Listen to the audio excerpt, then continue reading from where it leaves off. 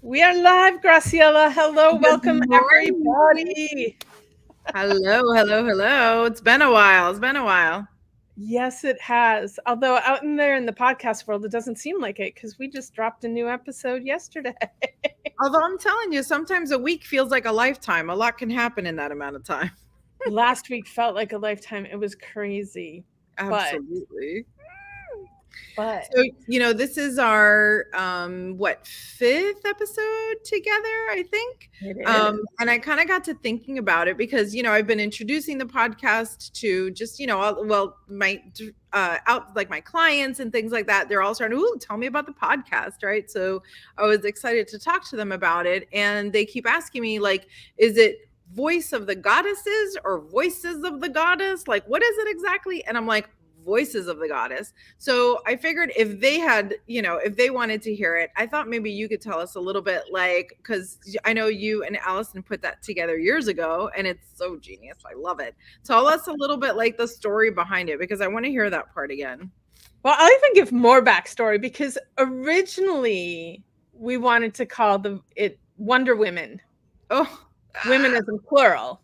mm, But speaking to some attorneys, they were like, "You probably don't wanna go there."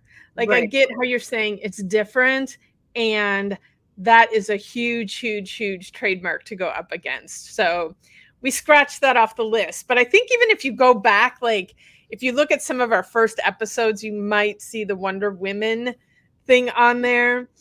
So, anyway, we went back to the drawing board and, so we got around voice and goddess and putting it together, and how we chose voices plural of the goddess singular is that we are many and we each have our own voice, so that's why it's voices, because that is each of us, but we are all one, and so that's why we went with goddess singular, There you so the go. many voices of the one.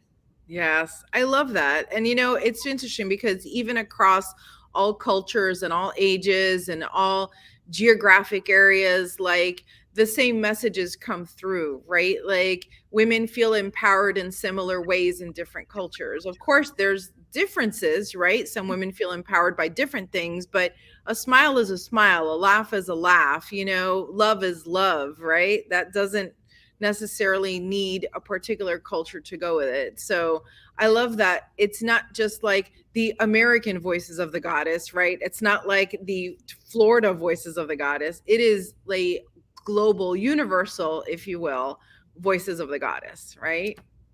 Correct. I love that so much. I'm so glad to be here. I'll bring up a little interesting thing too, just because it has come up. There are I need people to understand that this in no way reflects on anything religious worship. We're not Yes. worshiping a goddess. Um, but we're all, looking at each other as empowered, intelligent, compassionate. Like we are everything. We are all that a woman should be. And that is the goddess, not a deity to be worshiped. Right, So, exactly. And it's not it's, I mean, for as much as it is about women per se, for me personally, the messages are genderless, truly, like we're women and we love and support and empower and inspire women. But the messages here really, I think, are truly universal. I know that I take them home to my family, my partner, my daughter, my son, our all of our children. Like it really is for everybody. So as much as it needs a name, right? It can't just be like, hey, this is the podcast for everyone in the whole wide world. That'd be too long of a name. Talk about copyright. But right, I do think that voices of the goddess, it is not mutually exclusive from any particular, like any belief system truly is irrelevant, because again, in any belief system, a smile is still a smile, joy is still joy, right? Connection is still connection. So I think it's such a great big open umbrella, right? Or should I say like a big embrace, right? Yes. So we have a guest, and I'm hoping this is working out because I see she's on, but I can't see her face, and it looks like Uh-oh. she's muted. But we're going to try and bring her on, and hopefully the magic of technology comes through for us. Perfect. We're thrill seekers. We can do anything. Paula, are you here to join us? Paula has some amazing stories, I understand. I'm very excited about this. Well, while we're waiting, and hopefully she's getting on, I don't know what's going on over there. I'll just tell a little backstory, because Paula and my background together is very goddess-like. We actually met in Egypt. She was on the tour that I went with last November, and which was your second trip, right? that was my second trip there. The Oh, funny thing was, on the first trip, they told me, if you drink the water from the Nile, you will come back to Egypt. And I was like, I ain't drinking out of that river. That's what And I they look at me as I'm sipping water out of my bottle, and they think, where do you think the bottled water comes from in Egypt? I'm like, oh my, you guys are very tricky there. Wow. So of course I've been back. It looks like Paula is here. Let's bring her on. Hello. Hi, Paula. Hello. Hi. Oh my goodness. I am so happy to be here with you and having a little journey of the internet today. Hello, goddesses. Thank you for having me. Of course. Every episode we pray to the technology gods and hope that everything works out all right. But we're so glad you're here. And will you please take a moment and introduce yourself to our audience? Let them know what you want them to know about you. Thank you, Julietta. My name is Paula Reardon-Webster, for those of you who can't read. And I am a mindfulness teacher, coach, facilitator, and I'm adding spiritual coaching and transition coaching to my repertoire. I also teach Qigong, Tai Chi, and yoga, other mind-body movement, and I'm a recovering CPA and a healthcare finance professional. But most of all, I'm just a woman trying to figure it all out, leading the way with others.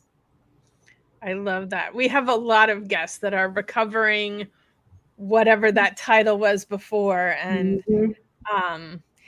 one thing that I hope that this show does is help younger women realize at a younger age that it's okay to make the choices that are right for you, and not, because so many people you start in a career that you think you should be doing, as opposed to the career that fills your heart and soul and brings joy into your life. And there's a lot of people that just go through doing that career, just like waiting for retirement.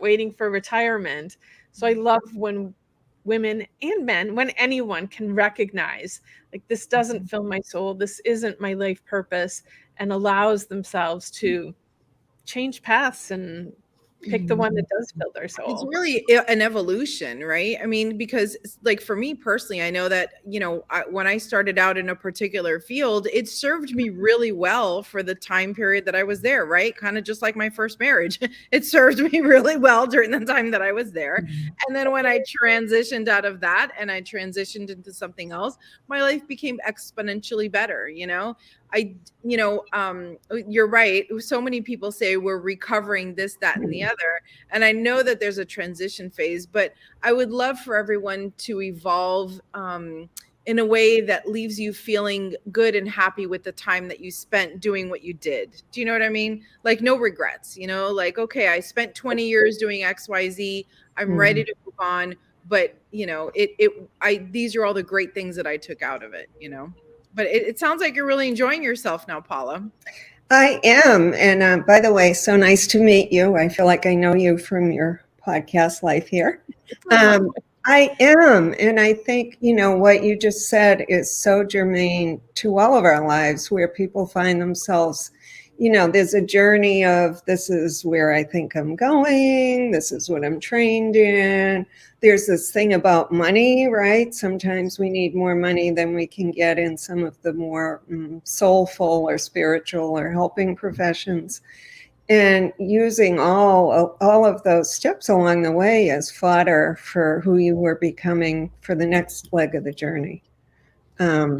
And Paula, I understand you've been doing this for a really long time, right? Well, and not compared to some people, but for myself, I've been in, let me see, back in 2013, I started teaching mindfulness. So I've had a practice off and on. I went back to grad school. I had dropped out of an MBA program because that just seemed so extra to me when I was a young aspiring CPA who partied all the time. That cut into my weekend warrior stuff. So yeah, so that's sort of like the line of demarcation where it became much more of a vocation, an aspiration, a heartful way of, working in the world at that point. Mm-hmm. Yeah. I bring it up because one of my great passions is reading. So I wanted to ask you our first question, which is, what is a book that you wish every goddess would read and why? With your varied history, I hope it's not one of those math books because that I can't handle. But tell me what book you wish every goddess would read. Well, yeah, Graziella and Julietta, it is not the Journal of Accountancy. I will say that. Although, how many sleepless nights have I had or friends have talked about that I wished I'd saved those damn journals of accountancy. Put you right to sleep. So for those of you who've ever listened to a podcast, this question was sent out ahead of time, which left me scratching my head. Which book? What's, the inner critic was like, what's the right book? And so I'm going with 3 books, and I'll just say this quickly. Wayne Dyer, Wishes Fulfilled. I would hold up a copy. I actually think I lent it to someone, which was not like me with a favorite book like that. But I think the the inner critic or the part of us that's always pushing, right? The Western part of us that's like type A. And, when we there's a lot of pop psychology and messaging out there. And I just love the beautiful spiritual way he wraps ourselves around. Be careful what we say to ourselves. Very be very loving. And I love the prayer of St. Francis is a big part of that. Make me a channel of thy peace. The way of the Tao, which is part of Qigong and Tai Chi practice, just the Tao, is all things. It's the universal spirit, wrapping that into our life, knowing there's a universe, a spirit that has our backs. That's a hard one to digest when you just had fill in the blanks, whatever catastrophe. And, the essence of the words I am. So that's one. Anne Morrow Lindbergh, Gifts from the Sea, which I dug out. And, I was thinking, oh, that's from when I became a mother, right? No, I remember I was thinking about it when I was, working a lot, single, trying to figure it all out. Her idea that you actually do nothing is doing something, that, I began these pages for myself in order to think out my own particular pattern of living. And what a powerful message that is. I'm constantly telling Julietta, I need to stop, but I don't know how. Exactly. Doing nothing is doing something. Very powerful. Exactly. And just letting and knowing that is, it's all for the good of our soul, our spirit, our body, right? Our body. I think we've been also programmed, conditioned to think that it's wrong to do nothing. And everyone needs to know that it's okay to do nothing. And it's vital to our health and well-being to sometimes do nothing. I think a lot about how this country was put together, you know, like the Wild West and settling. And, you know, I just watched that 1883 series, and you see all these, you know, folks going west, and they're going through like Arizona and Texas and all these brutal lands. And it's like, yeah, there was no time to do nothing, because if you did nothing, you would die, right? Without food, without water, without, you literally had to fight every waking minute of your day. And I kind of feel like telling everybody, like, hey, it's okay now. Like, we're okay, right? Like, we don't have to still be at this super high, crazy, go get it all the time level. Like, take a little time to reflect, right? That's when the magic comes in. Beautiful. So true. It's so true. And just take a little neuroscience sidestep with mindfulness that, you know, we train our amygdala to be in fight or flight all the time. We're not out in the Wild West. You know, the bears, well, maybe the bears are at our door more than they used to be, but, you know, like, we're not fighting off the tigers. And, you know, but our mind is if we had something bad happen, we take it to bed with us, we get up with it in the morning, and I call you up and say, you're not going to believe what happened to me. And I'll just keep recreating that fight or flight response. It's not healthy. Not at all. So if you don't mind, I'll throw in a third book, and that is my not new, I've been studying her, but I've been in a coaching program with Marianne Williamson the past year, and The Age of Miracles, which spoke to me when I was a little bit younger, and now I'm not younger. And I just love I was reading the back cover. Sometimes what we appear to have lost, I think, is something we were alluding to, is simply something it was time to leave behind. Mm-hmm. And so much wisdom in there about being on a spiritual path, and, you know, how the journey may not be easy, but how worthwhile it is. And as we progress along the journey, it's not really that we're losing things, but we're taking those nuggets of wisdom with us in service of others. Great books. And I love when this happens. I mean, not only did you bring a book that has not been brought up before, you brought up 3 books that have not been brought up before, which is amazing given how many episodes we've had. Yeah. So thank you for bringing those to the attention of our audience. And we're going to move on to the next thing we want to know is, what is one piece of advice you learned from a woman that changed your life? So hard. You know, I will say that the first thing that came to mind is, sadly, when I was in a bit of trauma about my marriage, we separated. And I was, you know, really anxious and depressed and not knowing how to conduct myself, you know, so disorienting. And I had kids that they weren't young, they were middle school, high school, but my closest friend said, no matter what you do in your life, no matter where you've been, no matter what degrees you accumulate, no matter what jobs you've had, if you do the right thing by your kids, when you look back, you'll feel good about your life. And so that was kind of my marching orders, how to conduct myself during that time, because I wanted to be, you know, well, I'm not really a great, crazy, screaming Mimi type, but, you know, I didn't want it to define how I lived my daily life. And so I feel like that applies just as much to anyone who maybe didn't have children, or, you know, may not even have had a lifelong partner of sorts, that, you know, looking more towards not the well-being of others, but how you know, there's this favorite Dharma teacher of mine who wrote a book, and it says, chapter 5, I take care of myself, I heal the world. So, you know, really not creating more messes out there, and creating myself in a way, conducting myself and creating myself in a way that people could look toward me just as I look toward others, as, that's a woman of dignity and grace.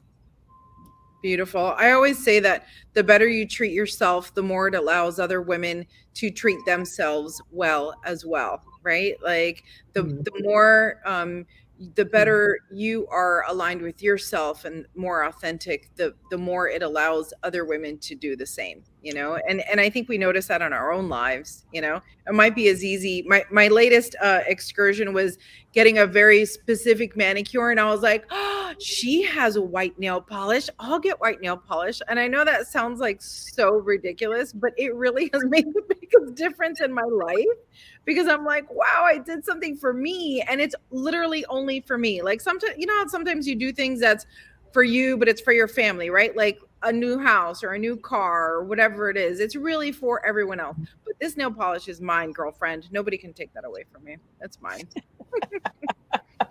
So with all of the experiences that you have, I'm curious, give us like one of your really good success stories. I know your coaching business has touched a ton of people.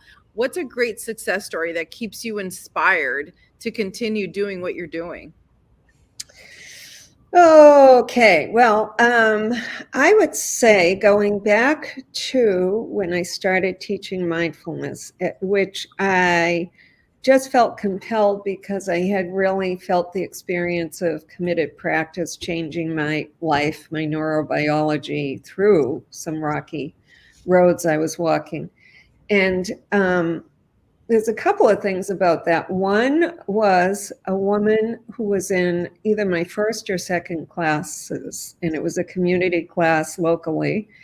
And she was talking about, you know, you always ask people, have you practiced before? Is this a refresher? Are you here to teach me? Because you are. But and this woman was a researcher at Mass General Hospital and had been involved in a group there with this woman, Sarah Lazar, who was in the foundational neuroscience studies of mindfulness way back. Like they're cited everywhere.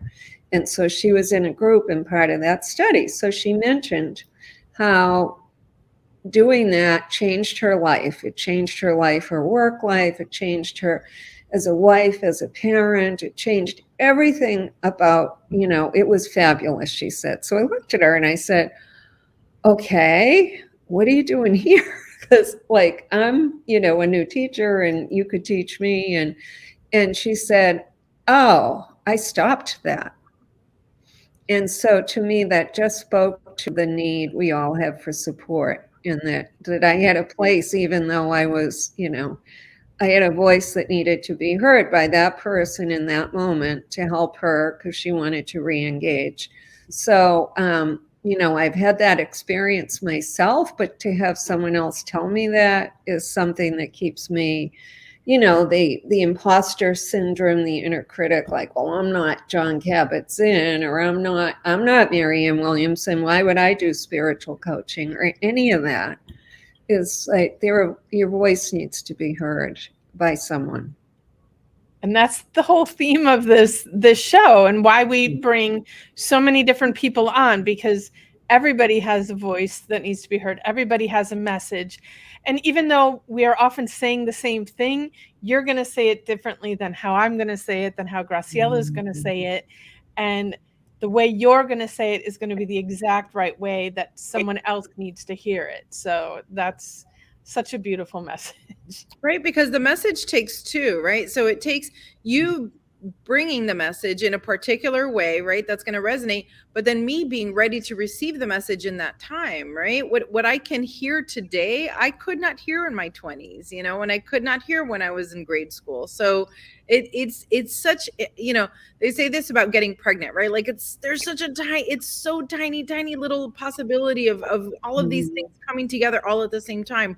But I think it's so powerful when these messages hit, and you know that how they say, like, blew my mind, right? Like, yeah, what things, and I think about this type of thing a lot, right? Like 14 generations of ancestors had to come before you in a particular order, in a particular way, and live their lives in a particular way to give you the life that you have today, for you to come, be here, say a message that's going to hit somebody in exactly the same way that they need to hear it. Like, you know, mind blown, right? So true. Yeah. Right. I got to pull my mind together after that. Me too. Me too. Yeah. I only said half the equation, you know. Oh, Paula, will you please share with us one thing you've done in your life that you will never regret? Going to Egypt. No. Oh, yeah. That's true. That's where I met Julietta, was in Egypt. And I am surprised that this came up when I was contemplating this, but I do not regret leaving my career. And that was the hardest thing I ever did, because I defined myself by that. And it was a privilege to be able to do that when my kids were little, and I struggled. I went back as a consultant, and a couple of places, and I, would step my foot back in and out. But to allow the space for me to unfold as a human being instead of a human doing. And I can't say I was a human being. I was doing, type A stuff in the community and with kids, and, but it led me to just continually reflect. I didn't know I was saying, I was saying, what the F am I supposed to do? But it was more, really under it is, what's my place in this world going forward? Sure. And so to allow that to unfold is not particularly comfortable, but I am from where I sit right now, and I'm still doing it, because I'm taking this coaching in a new direction, and, trying to help others that are in transition and their kids have left, and, who the heck am I? So it's not a comfortable place, but it's worthwhile. That's beautiful. It reminds me of that. I think it's a Mark Twain quote that says, you will only regret the things you did not do, Yeah. Beautiful. Yeah. So I'm going to ask you one last question, and then we're going to wrap it up, because I've so enjoyed this. Our questions are put together to empower others, but also to inspire them. And in the midst of all the things that we've talked about, divorce and jobs and big transitions and things like that, there's always some super sweet, delicious memory that kind of just hangs out in your mind. And you can always refer to it when you need that little pick me up. So I would love to build this great big bank of delicious memories. And so would you please add to our bank and tell us, what is your sweetest, most delicious memory? I will happily add to your bank. What a beautiful bank, better than a monetary bank. So I have this image, and it came to me this weekend. I was up in Vermont, and we did a little hike, a group of women. It was a goddess weekend up there, kind of fun. And when I was still single, working in my finance career, I joined a ski club in New Hampshire, and I went on this class every weekend. It was called Mountain Class, and there were a group of us, say 8 to 10 of us, that collected ourselves every Sunday morning and spent 3 hours skiing. So, to me, I'm not sure I think it's significant to saying yes when it's not easy. So it's not easy to get your butt up there every Friday night if you worked 60 hours this week or whatever. But it provided a lot of richness to my life. But I have this image of one Sunday morning going down the backside of Mount Cranmore, which you haven't heard of because it ain't a big mountain. Going down and just feeling that sense of strength and of floating, and looking up at the spaciousness of the sky, not a cloud in that blue sky, and having that sense of just, boy, am I glad I'm doing this. And so taking that as an anchor to kind of saying yes when it's not always easy. Even if you want to say yes, it's not always easy. That's beautiful. Thank you so much for sharing that. Thank you for asking. I think, Mother, being out in nature like that has, it just has that power to make things greater than things that we experience inside buildings and contained. And because the things that come up for me in that question too are moments outdoors. So thank you, Goddess Earth, for having that power over us. Yeah. All right. Well, Paula, thank you so much for joining us. And I love seeing you too, because it also brings back the Egyptian energy and memories, and how amazing that trip was that we took together, and grateful for that I got to meet you there as well. And thank you for what you've had to share for our audience. Lots of wonderful nuggets of knowledge there for people to soak up. So Thank you so much, Paula. What a pleasure. I can't thank both of you enough. And yeah, truly my pleasure to meet you and to see you, Juliet. A big hug. And yeah, thank you. All right. Bye, everyone. All right. Good day, everyone. Thank you. Mm-hmm.